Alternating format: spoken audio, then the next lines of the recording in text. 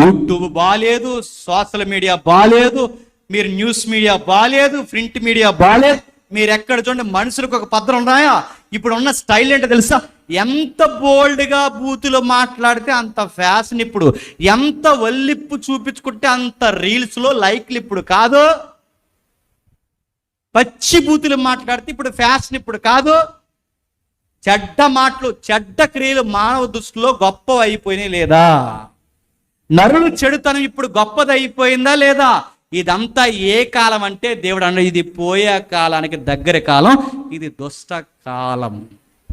ఐగుప్తులో ఏం జరిగింది ఇప్పుడు అదే జరుగుతుంది. ఇలా జరగడానికి కారణం, మనుషులు ఇలా తయారవడానికి కారణం ఆడు పట్టాడు.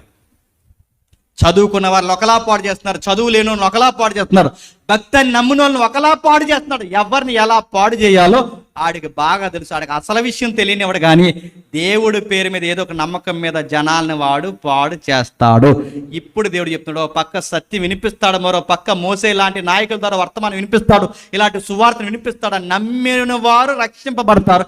నమ్మకుండా ఇటు అటు ఉండి మళ్ళీ అవి ఇవి నమ్ముతున్న వారిని దేవుడు అన్నాడు మట్టి కలిపేస్తానన్నాడు. గుర్తుపెట్టు. మన మందిర వార్షికోత్సవాలు జరిగిస్తున్న ఈ గడియల్లో మనం జ్ఞాపకం చేసుకోవాల్సింది, గొర్రెపిల్ల వివాహ మహోత్సవానికి ముందు సొసైటీలో ఏం జరుగుతాయంటే ఇదిగో ఇలాంటి నీచమైన చీకటి కార్యాలు జరుగుతున్నాయి.